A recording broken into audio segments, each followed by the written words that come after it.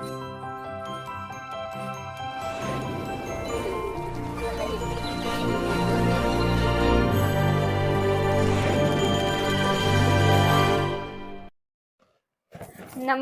मी Tejal Rajesh Killare. लोकज्योती Marathi YouTube चॅनलमध्ये आपल्या सर्व प्रेक्षकांचे मनापासून स्वागत. नमो बुद्धाय, जय भीम. आज आपण पुणे करार ह्याविषयी माहिती घेणार आहोत. तर आपल्याला माहिती आहे की पददलितांचे पुढारी, अस्पृश्यांचे नेते, भारतीय घटनेचे शिल्पकार, प्रज्ञासूर्य, भारतरत्न बोधिसत्व डॉक्टर बाबासाहेब आंबेडकरांनी अस्पृश्यतेच्या निवारणासाठी आजन्म जो लढा दिलेला आहे आणि अस्पृश्यांना आपले माणुसकीचे हक्क मिळवून दिलेले आहेत, त्यांचं फार मोठं परिश्रम आयुष्यभर त्यांनी केलेलं आहे. आणि त्यामधलाच एक जो लढा आहे, एक जे त्यांच्या ह्या लढ्याच्या कारकिर्दीमध्ये आलेलं एक महत्त्वाचं जे प्रकरण आहे ते म्हणजे पुणे करार. तर ह्या पुणे करार सांगताना, त्याची पार्श्वभूमी सांगताना गोलमेज परिषदेचा आधार घ्यावा लागतो, कारण गोलमेज परिषद ही त्याची पार्श्वभूमी आहे. आपल्याला माहित आहे की इंग्रजांनी 150 वर्ष आपल्या भारतावर राज्य केलं आणि राज्य करत असताना त्यांनी फोडा आणि झोडा ही नीती चांगल्या प्रकारे अवलंबली आणि भारतीयांनी मग स्वातंत्र्य चळवळीचं जे अस्त्र उभारलं, त्यामध्ये स्वातंत्र्य मिळवण्याकरता भारतीय राजकीय नेते फार अग्रेसर होते. त्यामध्ये गांधीजी, महात्मा गांधी, पंडित जवाहरलाल नेहरू, पंडित मदन मोहन मालवीय वगैरे वगैरे नेते पुढाकार घेतला होता त्या स्वातंत्र्य चळवळीमध्ये. मग इंग्रजांनी भारत सोडण्याची तयारी दर्शवली आणि सायमन कमिशनच्या अहवालानुसार भारतीय जनतेची मतं ऐकून घेण्यासाठी जेम्सच्या राजवाड्यात, लंडन येथे जेम्सच्या राजवाड्यात सर रॅम्से मॅकडोनाल्ड यांच्या अध्यक्षतेखाली गोलमेज परिषद भरवली गेली आणि या गोलमेज परिषदेचं निमंत्रण भारतीय संस्थानिक, भारताचे आणि इंग्रजांचे प्रतिनिधी असे मिळून 89 प्रतिनिधींना तेथे प्रचारण करण्यात आलं. आता हे 89 प्रतिनिधी म्हणजे भारतीय संस्थानिक 20 होते आणि इंग्रजांचे 15 होते. त्यानंतर राजकीय नेते, म्हणजे राजकीय चळवळीत भाग घेणारे जे नेते होते ते इंग्रज आणि भारतीय मिळून 53 होते. त्यापैकी अस्पृश्यांचे 2च पुढारी होते, एक डॉक्टर परमपूजनीय डॉक्टर बाबासाहेब आंबेडकर आणि मद्रासचे राव बहादूर श्रीनिवासन. आणि मुस्लिमांचे बॅरिस्टर जिना, त्याच्यानंतर सर आगा खान, सर मोहम्मद शफी हे 3 जण होते. ख्रिश्चनांचे केटी पॉल होते आणि पंजाबचे उज्ज्वल सिंग हे शीख सरदार हे प्रतिनिधी होते. तर अशा सगळ्या प्रतिनिधींची गोलमेज परिषद रॅम्से राजवाड्यामध्ये जेम्सच्या राजवाड्यात लंडन येथे भरवण्यात आली आणि सगळ्यांची भाषणं, सगळ्यांनी आपापली मतं तिथे मांडण्याला सुरुवात केली. अर्थात त्या पहिल्या परिषदेला काही गांधीजी उपस्थित नव्हते, परंतु जे हिंदू उदारमतवादी नेते होते, उदाहरणार्थ बॅरिस्टर जयकर, M.R. जयकर होते, त्याच्यानंतर चिमणलाल सेटलवाड होते, त्याच्यानंतर तेज बहादूर सप्रू वगैरे नेते तिथे हजर होते. प्रत्येकाने आपापली मतं मांडल्यानंतर डॉक्टर बाबासाहेब आंबेडकर गोलमेज परिषदेत बोलण्यासाठी उभे राहिले आणि त्यांनी प्रखरतेने अक्षरशः भारतीय अस्पृश्यतेची लक्तर जगाच्या वेशीवर मांडली आणि त्यांनी इंग्रजांना खडसावून विचारलं की तुम्ही आतापर्यंत 100-125 वर्ष झाली आमच्यावर राज्य करताय, तुम्ही येण्यापूर्वी आमच्या समाजाची परिस्थिती अत्यंत वाईट होती, गुलामापेक्षाही वाईट अवस्थेत आम्हाला वागवलं जातं, सार्वजनिक पाणवठ्यावर साधं पाणी पिण्याचा हक्कही आमच्या समाजाला तुम्ही येण्यापूर्वी नव्हता आणि तुम्ही आल्यानंतरही नाहीये. त्याच्यानंतर आम्हाला मंदिरामध्ये, हिंदूंच्या मंदिरामध्ये प्रवेश मिळत नाहीये, तो तुमच्या आधीही नव्हता आणि तुम्ही आल्यानंतरही तो मिळाला नाहीये. मग ही आमची ही दुःख आहेत, ही सतत वाहणाऱ्या जखमेसारखी आमची दुःख आहेत आणि आम्ही तुमच्याकडून अपेक्षा करत होतो की तुम्ही आम्हाला काहीतरी न्याय द्याल, परंतु तो न्याय तुम्ही देऊ शकला नाही. त्याही पेक्षा वाईट वागणूक आम्हाला तुमच्या राज्यात मिळते आहे, कारण का भांडवलदार आहेत, ते कारखानदार आहेत, ते कामगारांना किमान वेतनही मिळू देत नाहीये, त्यांची पिळवणूक करत आहेत. तसेच मोठे जमीनदार आहेत, ते गरीब शेतकऱ्यांची पिळवणूक करत आहेत, त्यांच्या हातामध्ये कुठलेही पीक पडू देत नाहीये. शेतकऱ्यांनी आपली पिकं जळत असताना बघायचं आणि जमीनदारांच्या शेतीवर तिथे त्यांनी अखंड राबायचं.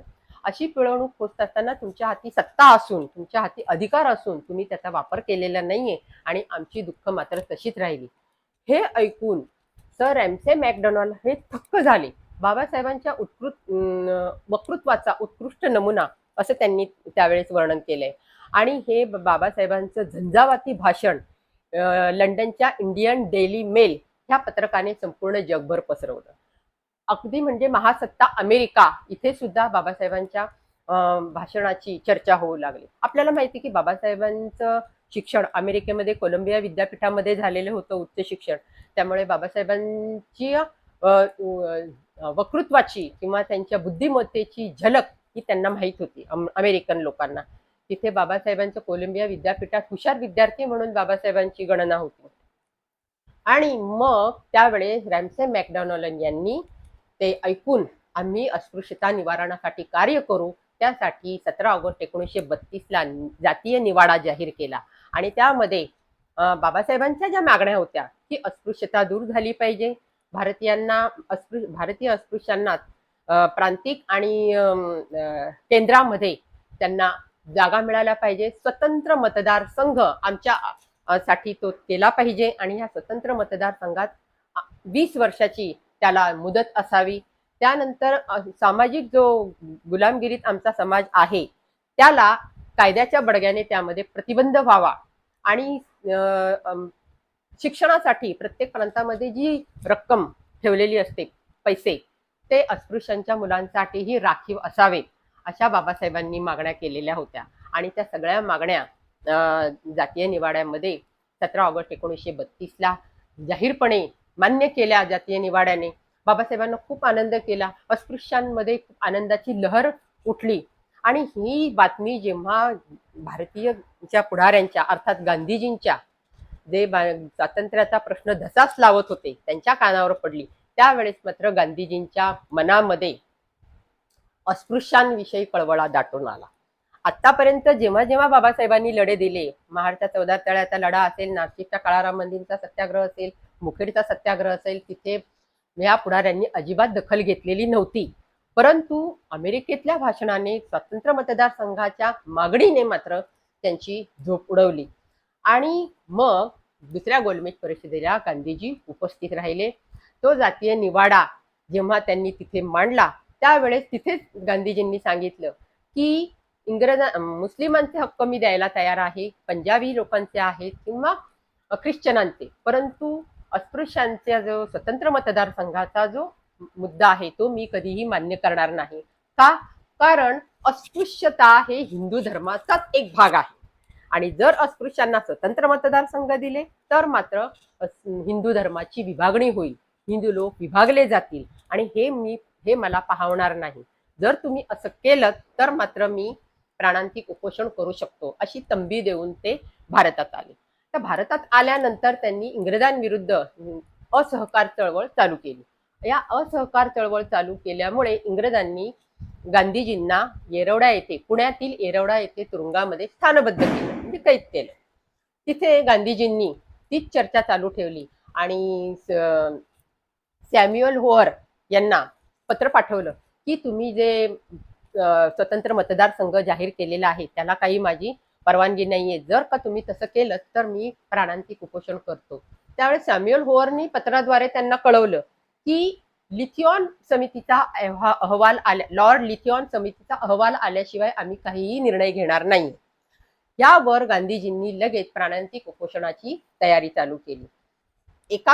एका बाजूला जेव्हा त्यांना आनंद झालेला होता अस्पृश्यते पुढाऱ्यांना किंवा बाबासाहेबांना, परंतु गांधीजींनी जो निर्णय घेतला प्राणांतिक उपोषणाचा त्यावेळेस मात्र बाबासाहेबांना टेन्शन यायला लागलं. कारण का? गांधीजी एक राष्ट्रीय नेते होते, स्वातंत्र्य चळवळीत त्यांनी मोठ्या हिरिरीने काम करत होते, भारताचं स्वातंत्र्य मागत होते, त्यासाठी ते लढत होते. आणि त्यांनी हा असा मध्येच जो खोडा घातला स्वतंत्र मतदारसंघासंबंधी, त्यावेळेस बाबासाहेब नाराज झाले आणि त्यांना चिंता वाटू लागली. इथे गांधीजींनी उपोषण चालू केलं येरवडा तुरुंगामध्ये. सगळ्या भारतामध्ये मग बाबासाहेबांच्या विरोधात एक लाट आली की बाबासाहेब इंग्रजांचे बगलबच्चे आहेत, बाबासाहेब गांधीजींचे खुनी होणार आहेत का? एवढंच की गुजरातमधील एक हरिभाई के भट या गृहस्थाने स्वतःच्या रक्ताने पत्र लिहून बाबासाहेबांना खुनाची धमकी दिली. गांधीजींचे जे हे होते पुत्र देवदास गांधी यांनी बाबासाहेबांसमोर अक्षरशः हात जोडून विनवणी केली की तुम्ही माझ्या वडिलांचे प्राण वाचवा. त्यानंतर जे राजकीय पुढारी होते पंडित मदन मोहन मालवीय यांचे राजा डॉक्टर राजेंद्र प्रसाद हे राजकीय नेते बाबासाहेबांवर राजकीय दबाव आणू लागले. बाबासाहेबांचे पुढारी आणि बाबासाहेब दामोदर हॉलमधील परेल येथील दामोदर हॉलमध्ये चर्चा करत असताना त्यांच्या बाहेर ऑफिसच्या बाहेर निदर्शनं आंदोलने बाबासाहेब मुर्दाबाद अशा घोषणा देण्यात आल्या. संपूर्ण भारत बाबासाहेबांच्या विरोधात बोलू लागला. त्यावेळेस सगळे कार्यकर्ते बाबासाहेबांच्या मागण्यांचं आपल्या मागण्यांचं आपल्याला जे स्वातंत्र्य मिळणार होतं मतदारसंघ त्याचं काय होणार ह्या चिंतेने अक्षरशः रडू लागले. आणि त्यावेळेस बाबासाहेबांनी त्यांना धीर दिला की अरे आपण लढवय्यांचे वंशज आहोत, रडायचं नाही, लढून लढून मरू पण रडायचं नाही, आपण जरूर ते करू. बाबासाहेब काही हक्क सोडायला तयार नाहीत. हातातोंडाशी आलेला अस्पृश्यांचा मानव मुक्तीचा जाहीरनामा त्यांनी जिंकून घेतलेला होता इंग्रजांकडून. तो प्राणांतिक उपोषणाला सुरुवात करून त्यांच्या हातून निसटतो की काय अशी भीती बाबासाहेबांना वाटू लागली. आणि मग गांधींनी काय केलं की त्यांनी बाबासाहेबांच्या विरोधात वातावरण तयार केलं मुस्लिमांबद्दल. आणि मुस्लिमांची लंडन येथे त्यांनी रिट्स हॉटेलमध्ये भेट घेतली मुस्लिम प्रतिनिधींची. आणि तिथे त्यांनी धार्मिक अस्त्र उगारलं ते म्हणजे कुराणाची प्रत घेऊन गेले. आणि त्या रिट्स हॉटेलमध्ये कुराणाच्या प्रतीवर हात ठेवून त्यांनी मुस्लिमांना म्हटलं की तुम्हाला असं वाटतं का की हिंदूंमध्ये फूट पडावी किंवा आमचा समाज दुभंगला जावा असं तुम्हाला का वाटतं. त्यावेळेस मुस्लिम नेत्यांनी आपली न्यायी आणि सत्सत विवेक बुद्धी शाबूत ठेवून गांधीजींच्या म्हणण्याला मौन पाळून नकार दिला. कारण त्यांनाही वाटत नव्हतं की बाबासाहेबांचे हक्क त्यांना वाटत होतं मिळावेत म्हणून. जसं आम्हाला स्वतंत्र मतदारसंघ मान्य केलाय तसं त्यांनाही मिळावा. एवढंच नव्हे तर काही काँग्रेसी नेत्यांना सुद्धा असं वाटत होतं की अस्पृश्यांना स्वतंत्र मतदारसंघ मिळावा. परंतु ते मूग गिळून गप्प बसले असं म्हणायला काही हरकत नाही. आणि गांधीजींच्या म्हणण्याला त्यांनी होकार दिला. इथे गांधीजींचं उपोषण 1 दिवस 2 दिवस 3 दिवस चालूच आहे. सगळं वातावरण बाबासाहेबांच्या विरोधात पेटले. इथे गांधीजींनी मग काय केलं की जेम्सच्या राजवाड्यात मी कसा अस्पृश्यांचा पुढारी आहे, मी अस्पृश्यांचा उद्धार करू शकतो, ती हरिजन आहे, ती देवाची लेकरं आहेत, मी त्यांच्यासाठी 20 लाख रुपये खर्च केले आहेत अस्पृश्यता निवारणासाठी, एवढं बोलण्यापर्यंत गांधीजींची मदत केली. आणि हे काही केलेलंच नव्हतं कारण बाबासाहेबांच्या चळवळीकडेच त्यांनी लक्ष दिलेलं नाहीये. तर एवढं 20 लाख रुपये खर्च कुठे केलेत त्यांनी. परंतु ते म्हणून गेलेले आहेत. आणि मुंबई पुणे ह्या चांगल्या शहरातून बाबा मी अस्पृश्यांचा कसा पुढारी आहे या तारा पाठवण्यास सुरुवात केली. इकडे अस्पृश्यांना हे कळल्यानंतर अस्पृश्य नेत्यांनी कार्यकर्त्यांनी सामान्यातल्या सामान्य पुढाऱ्यांनी बाबासाहेबांच्या समर्थनार्थ इंग्रजांना तारा पाठवायला सुरुवात केली की अस्पृश्यांचे नेते आमचे बाबासाहेब आहेत. आणि त्यांनी म्हटलेले जी स्वतंत्र मतदारसंघाची मागणी आहे ती आम्हाला करावी ह्यासाठी तारा पाठवण्यास सुरुवात केली. आणि अशा तारा पाठवल्या की जवळजवळ नागपूर येथील कामठीमधून जवळजवळ 32 तारा पाठवल्या. जय भीमचे जनक जे बाबासाहेबांना जिवंतपणे जय भीम म्हणायला सुरुवात केलेली होती त्यांनी कामठीमधून 32 तारा पाठवल्या. आता त्यावेळेस समुद्रमार्गे तारा जात असत आणि एका तारेची पाठवण्याचा खर्च 50 रुपये येत होता. आणि अशा प्रकारे उपाशी तापाशी राहून ह्या दलित जनतेने पै पै गोळा करून प्रचंड तारांचा वर्षाव तिथे जेम्सच्या राजवाड्यावर केलेला होता. आणि तिथे मग जेम्सच्या राजवाड्यातील तर रॅम्से मॅकडोनाल्ड आश्चर्यचकित झाले आणि गांधीजींच्या म्हणण्यातला जो धूर्तपणा आहे तो त्यांच्या लक्षात आला. परंतु त्यांचं काय फोडा आणि जोडा नीती, त्यांना देश सोडायचा आहे त्यांच्यात फूट पाडूनच जणू काही ही ती त्यांची नीती अवलंबलेली होती. आणि त्यांनी मग तुम्ही तुमचा प्रश्न धार्मिक आणि नैतिक प्रश्न आहे तुम्ही तुमचा सोडवावा असा निर्णय त्यांनी दिला.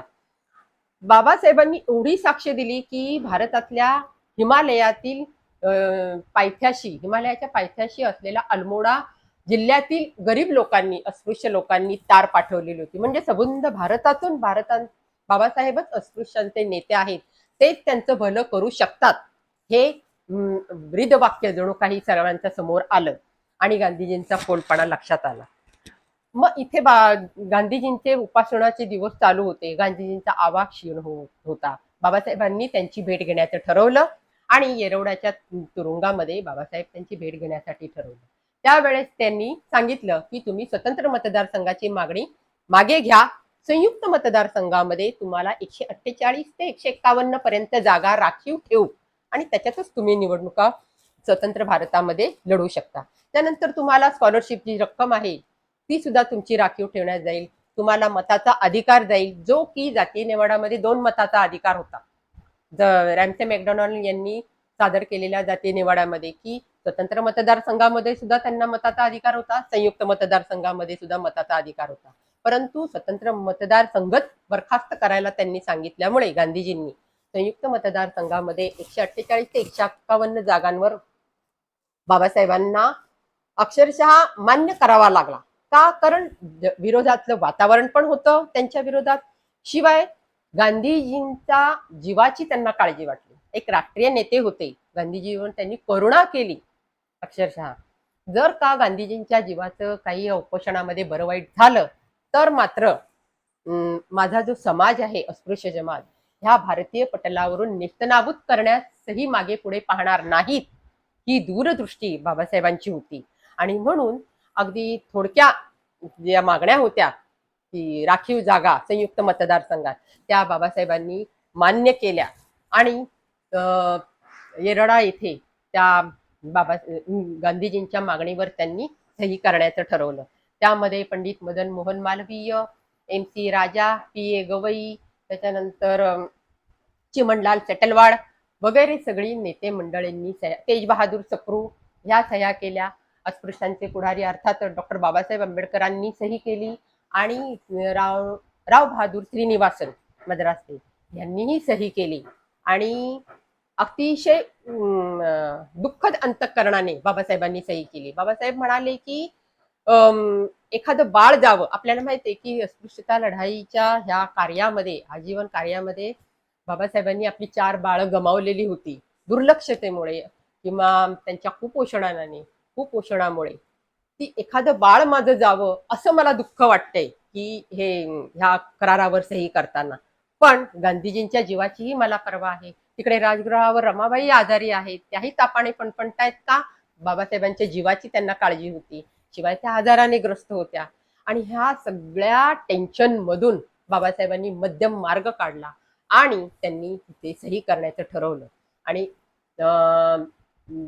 24 सप्टेंबर 1972 येरवडा येथे या गांधीजींच्या मागणीवर स्वतंत्र मतदारसंघ न करता संयुक्त मतदारसंघात राखीव जागा, अस्पृश्यांच्या मुलांच्या शिकवण्यासाठी राखीव पैसा आणि मतदाधिकार, अस्पृश्यता निवारण्यासाठी कार्य करणार, ह्याच अटींवर बाबासाहेबांनी तिथे सही केली.